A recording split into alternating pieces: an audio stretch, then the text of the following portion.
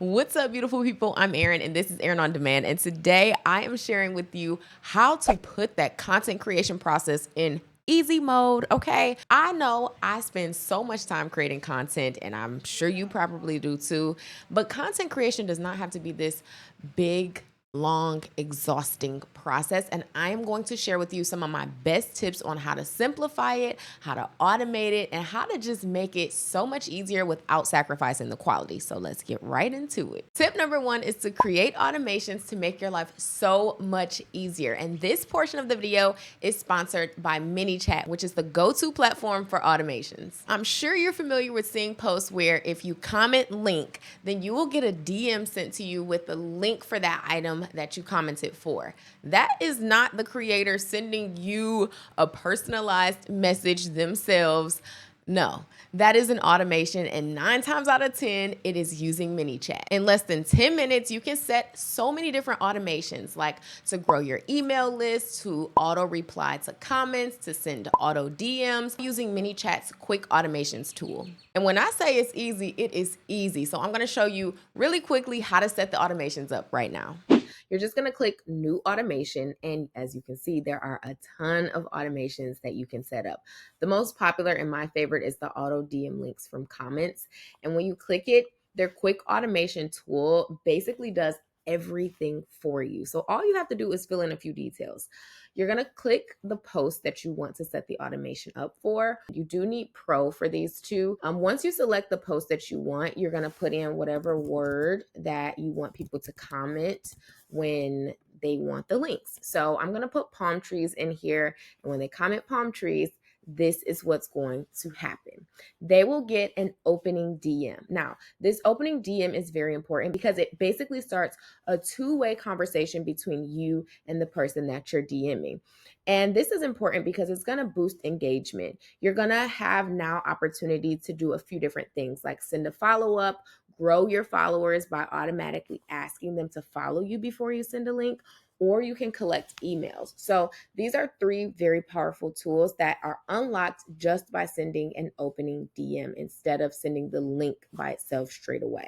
So here's how it works. You're gonna put in your opening DM message. I put in the opening message, hey, I won't keep the links to this cute poolside outfit. Click the button below and I'll send you all the deets in a second. So they're gonna click this send me the link, which then engages them in the conversation. And then you send them the actual link. Here is the link to the bikini. You're going to add your link, and then you'll put in what goes on the button. So after that, you can be done. You can go live, or you can amp it up a little bit. Again, something ManyChat provides with this quick automation tool is you really just have to toggle over if you want to activate something. So you can reply under the post so people feel seen and special. So once they comment that, you can add a reply. You can customize these to say whatever you want. You can also follow up to re-engage and build trust. So if they do not click that link, you can send a follow-up of however long later to then get them to convert. Okay. And then you can also automatically ask for a follow to build your audience. If you don't want to send them that link before they follow you, you can activate this. It is a little bit of a force feed, like you are forcing them to follow you if they aren't choosing to on their own. But some people prefer to have this option. And I think, the option is there to use it or not if you want.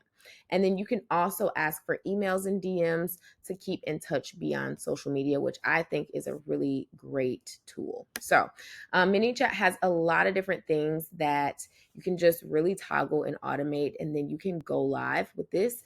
And that is it. Super simple, but a super powerful way to automate your social. So I like to use ManyChat as often as possible because I always see a boost in the engagement on those posts. I see a lot more reach, and I also see a huge uptick in sales conversions. I love to use this when I'm promoting affiliate links.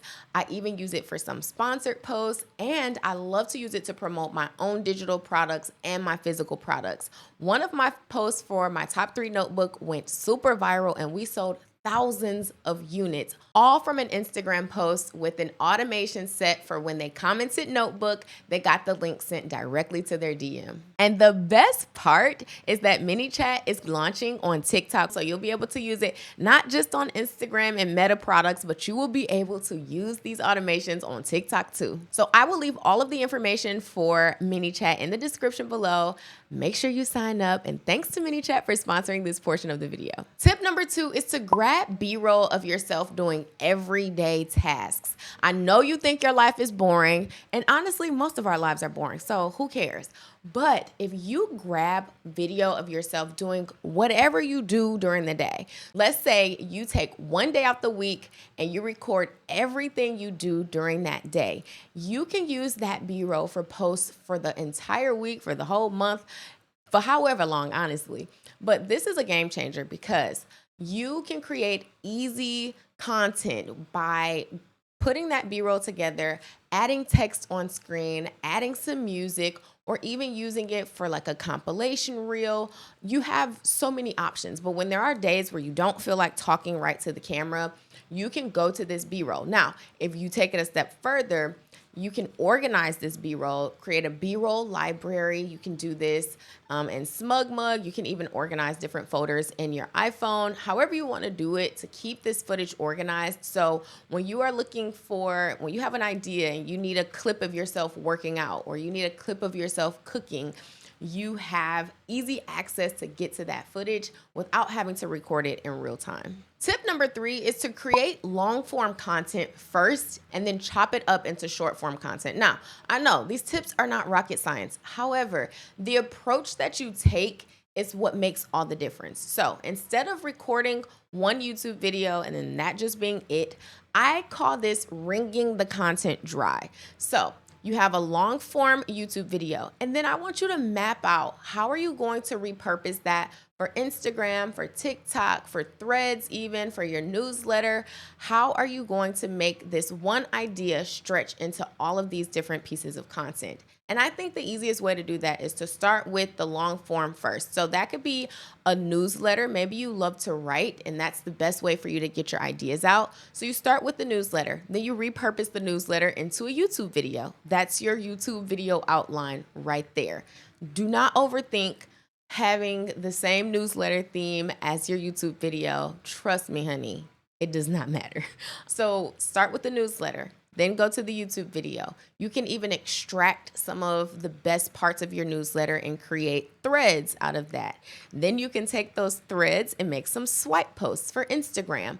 There are so many ways that you can wring out one piece of content and make that piece of content stretch so that you are not working harder, you are working smarter. Tip number 5 is to create templates for your graphics and your thumbnails. This is going to save so much time because every time you make a thumbnail, you are not reinventing the wheel. And every time you make a graphic for Instagram or for wherever you put in graphics, you already have those templates set. So this is perfect for like those carousel posts where you don't want to have to always be trying to think of a new cool way to show something or to express your idea. You pretty much just have to fill it in with whatever copy you come up with.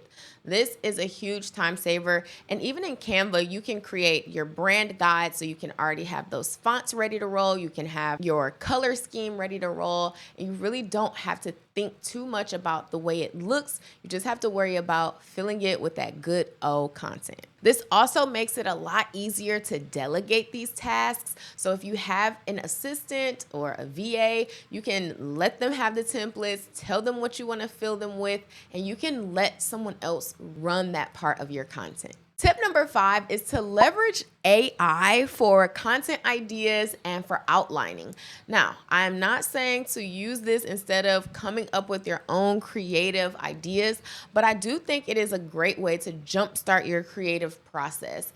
Sometimes it's hard to come up with good content ideas, but if you put the right prompts into ChatGPT, for example, then you can get a lot of great ideas that you can use. Then if you take it a step further and put that idea back in and ask it to break this idea down into 5 simple steps or into however you see fit for that video format, put that in and see what it comes up with. I love to use this to jumpstart my outlining process, but then I like to refine it, add my own tips, throw my own experience, throw my own personal stories into it to make it my own. And tip number 6 is to use content calendars and scheduling tools. Now, I don't personally love scheduling content. However, I think it's super beneficial for you especially if you still work a 9 to 5 or a traditional job and you are still trying to leverage content creation and staying consistent on it. Scheduling is a huge must do.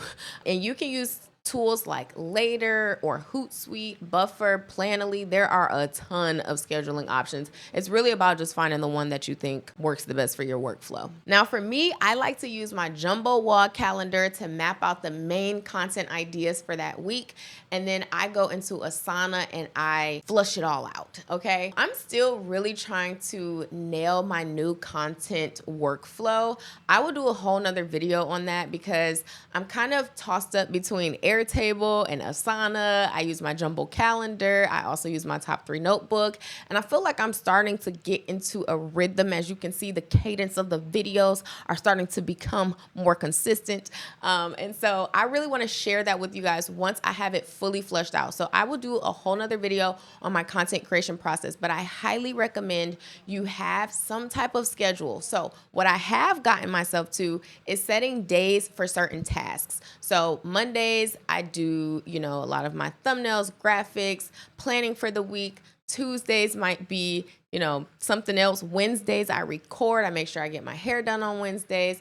I have all of my videos outlined and I'm ready to record on Wednesdays. So making your days task specific so that you can organize your time a lot better is a super bonus. Even if you don't have a super structured content workflow, having a task workflow is a game changer for me. I hope these tips help your content creation process become a lot easier because you don't have to drain your energy. You don't have to feel so burnt out to create content. Honestly, the biggest thing is just getting in action and doing it. And the easier you make it on yourself, the more likely you are to be more consistent. So I hope this video was helpful. Let me know in the comments if there are any easy mode content tips that you have so we can all do this together. Okay. I love you guys and I will see you in the next one. Bye for now.